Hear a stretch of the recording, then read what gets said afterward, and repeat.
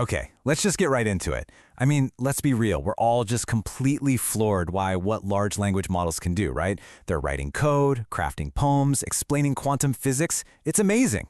But, and this is a big but, all of that incredible power hinges on a hidden, really high-stakes risk that we absolutely have to talk about. It all boils down to this classic old-school saying from the world of data science: garbage in, garbage out. The idea is super simple. The quality of what you get out of any system is totally dependent on the quality of what you put into it. Now, for decades, this has been a golden rule in data, but it takes on a whole new kind of scary meaning when you plug AI into the equation. Because with today's LLMs, the stakes are just so much higher.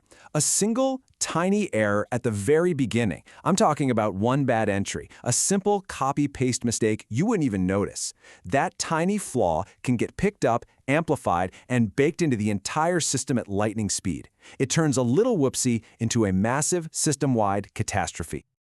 So, the obvious question is, how do we stop this from happening? Well, the answer starts with figuring out what good data even means. We have to move past this vague feeling of, that looks right, and get into a really precise technical standard. And here's the thing that might surprise you. Data quality isn't some universal, one-size-fits-all concept. It's all about context. The single most important question you can ask is this data fit for the specific job I need it to do right now? Data that's absolutely perfect for one thing might be totally useless for something else. It all comes down to its fitness for purpose. So to get more specific, experts have basically broken it down into these 6 pillars. They're the bedrock of good data. Each one is absolutely crucial. If data isn't accurate, the LLM learns a false reality. If it's incomplete, it's learning from a skewed, partial picture. If it lacks integrity, you just can't trust it.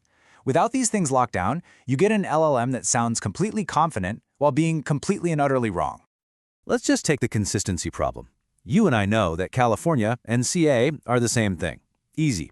But to an LLM, that's a potential contradiction. Now, imagine a model being trained on millions or even billions of these tiny little inconsistencies.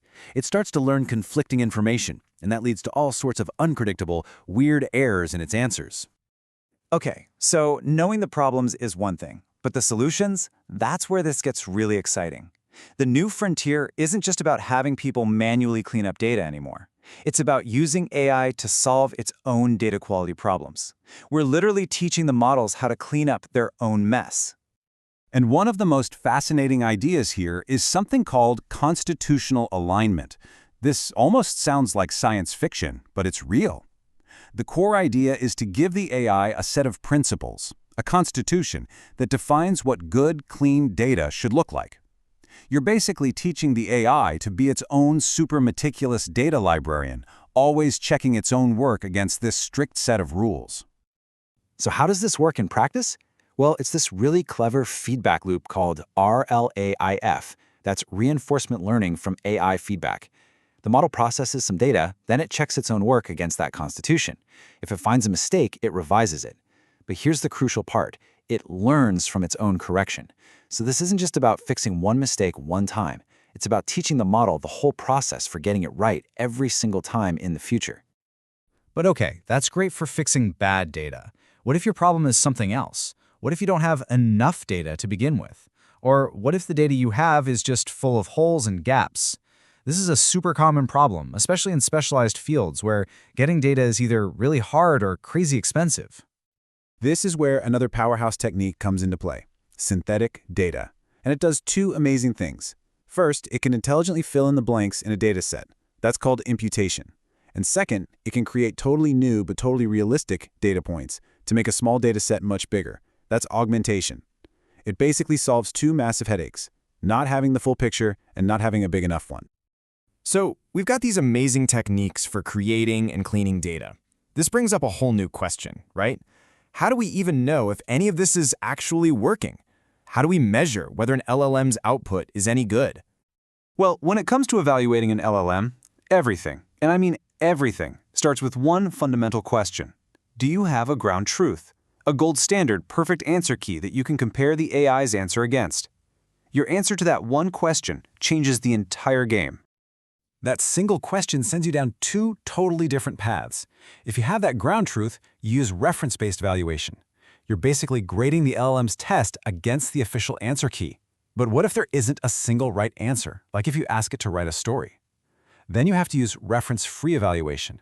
There, you're judging the output on its own qualities, like, does it make sense? Is it coherent? Is it relevant to what I asked for? So what does this all add up to? For years, the race in AI was all about building bigger and bigger models. But we're now realizing that a bigger model that's fed bad data is just, well, a bigger flawed model. The true frontier, the real key to unlocking that next level of AI performance, isn't size anymore. It's all about the quality and the integrity of the data that fuels these things. It's really something to think about, isn't it? The next time you get one of those amazing, almost magical responses from an LLM, just take a second and ask yourself, where did it learn all this stuff from? And more importantly, how clean was the data that shaped its entire worldview?